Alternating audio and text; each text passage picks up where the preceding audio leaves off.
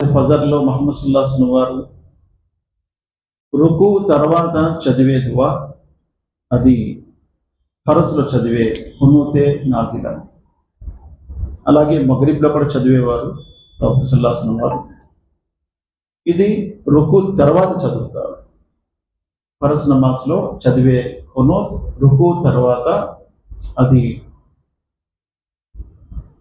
కునూతే నాజిలా అంటారు. ముహమ్మద్ సల్లల్లాహు అలైహి వసల్లం వారి జీవితంలో 1 నెల రోజులు కునూతే నాజిలా చదివారు.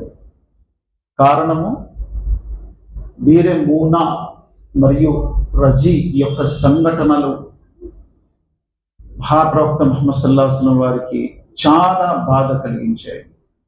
70 మందిని నిర్దయాదాక్షిణ్యంగా ముస్లింలను షహీద్ చేశారు, మోసం చేసి. ఇది బీరే మూనా సంఘటన. ప్రవక్త సల్లల్లాహు అలైహి వసల్లం వారు ఆ తెగల ఆ జాతుల పేర్లు తీసుకొని నెల రోజుల వరకు వారి గురించి శపించారు, వారికి లానత్ చేశారు. నెల రోజుల తర్వాత ఖురాన్లో సూరా ఆల్ ఇమ్రాన్ 125వ ఆయత్ దిగింది. లైస లక మినల్ అమ్రి షైఉన్ అన్ యతూబ అలైహిం ఔ యుఅజ్జిబహుం ఫఇన్నహుం జాలిమూన్. ఓ ముహమ్మద్ సల్లల్లాహు అలైహి వసల్లం, మీకు ఇది సమంజసము కాదు, సూచనీయం కాదు, మీరు బర్దువా చేయటము, శపించటము. లైస లక మినల్ అమ్రి షైఉన్ అన్ యతూబ అలైహిం ఔ యుఅజ్జిబహుం.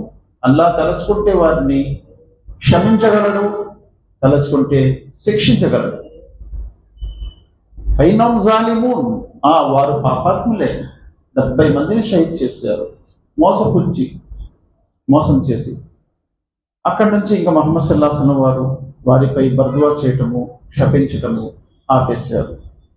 మహాప్రవక్త ముహమ్మద్ సల్లల్లాహు అలైహి వసల్లం అల్లాహ్ రహ్మతుల్ లిల్ ఆలమీన్ చేసి పంపించారు. కాబట్టి ప్రవక్త సల్లల్లాహు అలైహి వసల్లం వారు ఇంకా ఆగిపోయారు. ఆ తర్వాత దుఆయ్ ఖునూత్ వితర్లో చదవడం.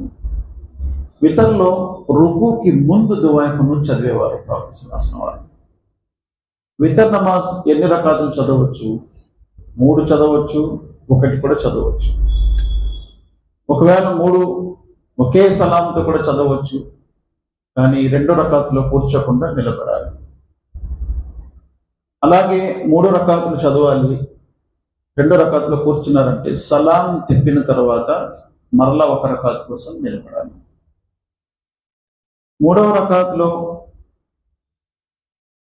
కిరాత్ తర్వాత కునూత్ చదివేవారు ప్రవక్త ముహమ్మద్ సల్లల్లాహు అలైహి వసల్లం. కునూత్లో చదవలసినటువంటి దువాలు 2-3 ఉన్నాయి. అందులో ప్రఖ్యాతిగాంచినటువంటి దువా మనము చదువుతాం. అల్లాహుమ్మా హదీని ఫీమన్ హదైత్ వాఫిని ఫీమన్ ఆఫైత్ వతవల్లని ఫీమన్ తవల్లైత్ వబారిక్ లీ ఫీమా ఆతైత్ వకిని షర్ర మా ఖజైత్ ఫఇన్నక తఖ్జీ వలా యుఖ్జా అలైక్ ఇన్నహు లా యజిల్లు మన్ వాలైత్ వలా యఇజ్జు మన్ ఆదైత్ తబారక్త రబ్బనా వ తఆలైత్. అలాగే ఇంతవరకు ఈ దువా ఉంది. నస్తగ్ఫిరుక వ నతూబు ఇలైక్ చదువుతారు కొంతమంది, కానీ హదీస్లో అది లేదు, పెట్టారు. అంటే వేరే దువాలో ఉంది. దువాలో కునూత్లో వేరే దువాలో నస్తగ్ఫిరుక వ నతూబు ఇలైక్ ఉంది, అది దీంట్లో పెట్టారు. వసల్లల్లాహు అలన్ నబీ కూడా ఉంది. అల్బానీ దీన్ని జయీఫ్ అన్నారు, హాఫిజ్ ఇబ్న్ హజర్ దీన్ని హసన్ అన్నారు, సహీ అన్నారు, చదవచ్చు అన్నారు.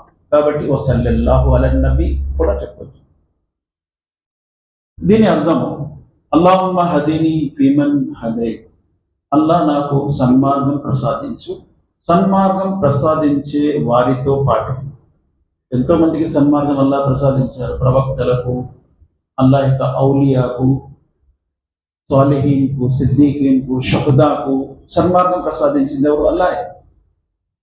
వారితో పాటు నాకు కూడా సన్మార్గం ప్రసాదించు. అల్లాహుమ్మా హదీని ఫీమన్ హదైత్ వాఫిని ఫీమన్ ఆఫైత్. ఆఫియత్ అంటే ఏంటి? ఇందులో 3 దాగి ఉన్నాయి. ఆయుర, ఆరోగ్యము, ఐశ్వర్యము. ఈ మూడు కూడా నాకు ప్రసాదించు. వాఫిని ఈమన్ ఆఫైన్. ఆయుర అంటే ఆయుస్సు, జీవితము, ఐశ్వర్యము, సిరి సంపదలు, ఆరోగ్యము, ఈ మూడు కూడా ప్రసాదించండి. వాఫిని ఈమన్ ఆఫైన్. ఎవరికైతే ఈ మూడు నువ్వు ప్రసాదించావో, మంచి జీవితము, మంచి సంపద, గౌరవమైనటువంటి జీవితము. వాఫిని ఫీమన్ ఆఫైన్ వతవల్లని ఫీమన్ తవల్లై.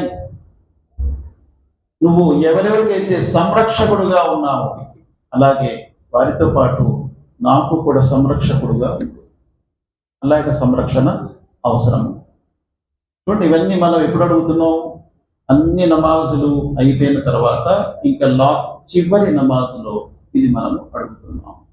వతవల్లని ఫీమన్ తవల్లైత్ వబారిక్ లీ ఫీమా ఆతైత్. అల్లా నాకు శుభాలిపు, బర్కతిపు. దీంట్లో ఏదైతే ఇచ్చావో, నాకు ఇచ్చిన భార్యలో, నాకు ఇచ్చిన పిల్లల్లో, నాకు ఇచ్చిన వ్యాపారంలో, నాకు ఇచ్చిన ఉద్యోగంలో, నాకు ఇచ్చిన సంపాదనలో, నాకు ఇచ్చిన ఆరోగ్యంలో, నాకు ఇచ్చిన ఇల్లులో, నాకు ఇచ్చిన వాహనంలో, ఏవైతే నువ్వు ఇచ్చావో ఇవన్నీ నువ్వు ఇచ్చినవే కదా. నాకు నువ్వు కళ్ళు ఇచ్చావు, చెవులు ఇచ్చావు, కాళ్ళు ఇచ్చావు, ఆరోగ్యం ఇచ్చావు. ఇవన్నిట్లో ఏం కావాలి? శుభాలు కావాలి. శుభం అంటే ఏంటి? చాలా మందికి కోట్లు సంపాదించిన వారికి సుఖం ఉండదు. కొంతమంది కొద్దిగా సంపాదించిన చాలా మంచి జీవితం గడుపుతూ ఉంటారు. దాన్నే శుభం అంటారు. తక్కువ సంపాదన అయినా మంచిగా జీవించడం అది శుభం. ఎక్కువ సంపాదన ఉండి కూడా సుఖము లేని జీవితం అది శుభము కాదు.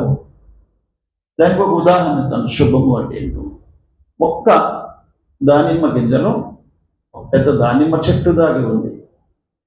అల్లాహ్ సుబ్హానహు వ తఆలా ఆ ఒక్క గింజలో ఒక పెద్ద చెట్టుని పెట్టాడు. అలాగే మనకిచ్చిన చిన్న సంపాదనలోనే ఒక పెద్ద శుభము ఉంది లేదనేది ప్రసక్తి లేనే లేదు. మనము కేజీ బియ్యం తింటున్నాం. కేజీ బియ్యంలో ఎంత నీళ్లు కావాలి?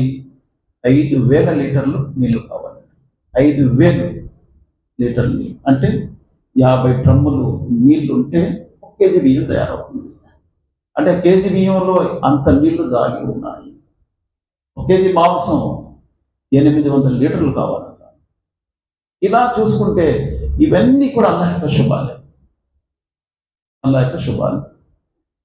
ఏదైతే నాకు ఇచ్చావో అందులో శుభం ఇవ్వాలా. అందుకే ఉమ్ముల్ ముమినీన్ ఆయిషా సిద్దికా రదియల్లాహు అన్హా తన ఇంట్లో ఉన్నటువంటి రేషన్ని తీసి వాడుకుంటున్నారు. ఇంకా తగ్గట్లేదేంటి, ఇంకా వస్తుంది ఏంటని అంతా కొలిసి చూశారు. ఆ తర్వాత మరుసటి రోజు అయిపోయింది. ప్రవక్త సల్లల్లాహు అలైహి వసల్లం అన్నారు, అలా నువ్వు కొలవకుండా వాడుతూనే ఉంటే ఇంకా వచ్చేది అలా వస్తూనే ఉంటుంది. దాన్నే శుభం అంటారు. కొంతమంది సంపాదనలో ఎంత ఖర్చు పెట్టినా ఇంకా ఉంటుంది. ఎంతలో తెలియదు, కానీ ఇంకా ఖర్చు పెడుతూనే ఉంటారు, వస్తూనే ఉంటారు. అల్లాహ్ సుబ్హానహు వ తఆలా శుభాలు ఇస్తున్నారు. వబారిక్ లీ ఫీమా ఆతైత్ వకిని షర్ర మా కజైత్. ఖజైత్ అంటే విధిరాతను రాసేవాడు. విధిరాత రాసేవారు ఎవరు? అల్లాహ్ సుబ్హానహు వ తఆలా. ఏ నిర్ణయాలు తీసుకోవడం కూడా అల్లాహదే. ఈ రోజు మా గురించి ఏమవుతుంది అల్లాహ్ తెలుసు. రేపు నా గురించి ఏమవుతుంది అల్లాహ్ తెలుసు. నిర్ణయం తీసుకునేది అల్లాహే. ఆ నిర్ణయంలో ఉన్న కీడు నుండి నన్ను కాపాడు. నువ్వు తీసుకున్న నిర్ణయము, నువ్వు తీసుకున్నటువంటి విధిరాతలో ఉన్నటువంటి కీడుని కాపాడు. కీడు నుంచి వకిని షర్ర మా కజైత్ ఫఇన్నక తక్జీ వలా యుక్జా అలైక్. ప్రతి వారికి నీవే నిర్ణయం తీసుకుంటావు. ప్రతి వారి నిర్ణయం నీ చేతిలోనే ఉంది. కానీ ఎవరు కూడా నీకు వ్యతిరేకంగా నిర్ణయం తీసుకునేవారు లేరు అని మనం అక్కడ ఏం చెప్తున్నాం? దుఆగా చేయటం, అల్లాహ్ని స్తుతిస్తున్నాం. అందుకే అక్కడ ఇమాం గారు ఆగకుండా కంటిన్యూగా వెళ్ళిపోతూ ఉంటారు. ఎంతవరకు దువా అయింది? వబారిక్ లీ ఫీమా ఆతైత్, అంతవరకు దువా అయిపోయింది. ఆ తర్వాత అల్లాహ్ను స్తుతిస్తున్నాం, అల్లాహ్ను పొగుడుతున్నారు. ఎందుకు? అల్లాహ్ సుబ్హానహు వ తఆలాను పొగిడితే దువా కబూల్ అవుతుంది అని ప్రవక్త సల్లల్లాహు అలైహి వసల్లం అన్నారు. ఫఇన్నక తక్జీ వలా యుక్జా అలైక్ ఇన్నహు లా యజిల్లు మన్ వాలైత్ నువ్వు ఎవరినైనా పరాభవం చేస్తే వారికి ఎవరు కూడా గౌరవం ఇవ్వలేరు. వలా యఇజ్జు మన్ ఆదైత్, నువ్వు ఎవరికైనా పరాభవం చేస్తే వారికి ఎవరు కూడా గౌరవం ఇవ్వలేరు. అంటే నువ్వు గౌరవం ఇస్తే వారికి ఎవరు పరాభవం చేయలేరు, నువ్వు పరాభవం చేస్తే వారికి ఎవరు గౌరవం ప్రసాదించలేరు. తబారక రబ్బనా వ తఆలైత్, ఓ మా ప్రభు నీవు అనేకమైన శుభాలు గలవాడివి. ఓ మా ప్రభు వ తఆలైత్, సర్వోన్నతుడివి, నీపై ఉన్నతుడు మరింకెవరు లేరు. అందరిపై ఔన్నత్యం కలిగిన వాడివి నీవు, అందరికంటే శుభములు కలిగిన వాడివి. ఇంతవరకు దువా ఉంది. నస్తగ్ఫిరుక వ నతూబు ఇలైక్, నన్ను క్షమించు దేవా, నీ వైపు నేను క్షమాపేక్షతో తిరుగుతున్నాను అని దీని అర్థం. వసల్లల్లాహు అలన్ నబీ, అల్లా ప్రవక్త ముహమ్మద్ సల్లల్లాహు అలైహి వసల్లం వారిపై దరూద్ సలాం అవుగాక. ఇప్పుడు ఈ సల్లల్లాహు అలన్ నబీ మరియు అల్లాహ్ యొక్క స్తుతి, ఈ రెండు అవసరము ప్రతి దువాలో. దరూదు మరియు అల్లాహ్ యొక్క స్తుతి అవసరము ఆ దువా కబూల్ అవడానికి. ఇది నమాజ్ వితర్లో చదవాలి. ప్రవక్త సల్లల్లాహు అలైహి వసల్లం వారు అన్నారు, ఒకవేళ ఎవరైనా వితర్ చదవలేదు లేదా మర్చిపోయారు, ఎప్పుడు వారికి గుర్తొస్తే అప్పుడు చదవచ్చు, అభ్యంతరం ఏమీ లేదు. అలాగని ఫరజ్ అని కాదు, తప్పనిసరిగా దాన్ని ఖజా చేయాలి అని కాదు. రాత్రి తహజ్జుద్ చదువుదామని పడుకున్నారు, లెగలేకపోయారు, లెగ్గానే ముందు వితర్ చేసుకోండి, అంతే సరిపడుతుంది. కొంతమంది వితర్ చేసుకున్నారు, పడుకున్నారు, తహజ్జుద్కి లేచారు, వితర్ చేశాను కదా, లాక్ అయిపోయింది కదా, అవసరం లేదు. దానికి లాక్ని ఇప్పుకోవచ్చు. ఒక రకాల చదివితే అది ఓపెన్ అయిపోద్ది, ఒకటే చదివితే ఓపెన్ అయిపోద్ది, అది రెండు అయిపోద్ది. మీ వితర్ ఒకటిని ఒకటి చదివితే రెండు అయిపోయింది, ఓపెన్ అయిపోయింది. మళ్ళా తహజ్జుద్ చదువుకొని వితర్ మళ్ళా చదువుకోవచ్చు. అల్లాహ్ సుబ్హానహు వ తఆలాతో దువా చేస్తూ ముగిస్తున్న అల్లాహ్ ఖురాన్ మరియు హదీస్ రెండు చదువుతూ వాటిని ఆచరిస్తూ ఆ విషయాన్ని తెలియని వారి వరకు అందించే భాగ్యాన్ని సాధ్యమాక. అల్లాహ్ బ్రతికిన అన్నాళ్ళు ఇస్లాంపై బ్రతికే భాగ్యం ప్రసాదించు, మరణము ఈమాన్పై ప్రసాదించు. అల్లాహ్ మా యొక్క తహజ్జుద్ని, తరావీలను, వితర్లను కబూల్ చేయాలా. మా యొక్క సజ్దాలను, మా యొక్క ఇబాదత్ని, దాన ధర్మాలని, మా యొక్క జకాతులను, మా యొక్క నమాజులను కబూల్ చేయి. పవిత్రమైనటువంటి ఈ నెలలో లైలతుల్ ఖదర్ రాత్రి మాకు ప్రసాదించలేవా. అల్లాహ్ ఈ నెలలో అనేక మంది నేను నరక విముక్తిని ప్రసాదిస్తావు, అందులో మమ్మల్ని చేర్చు. నీవు ఈ నెలలో బాబు రయ్యాన్ ప్రసాదిస్తావు, మా కొరకు బాబు రయ్యాన్ ప్రసాదించు.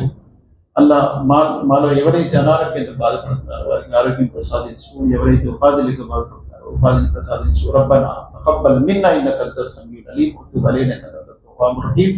సుబ్హాన రబ్బిక రబ్బిల్ ఇజ్జతి అమ్మా యసిఫూన్ వ సలామున్ అలల్ ముర్సలీన్ వల్హమ్దులిల్లాహి రబ్బిల్ ఆలమీన్ బిరహ్మతిక యా అర్హమర్ రహీమ్.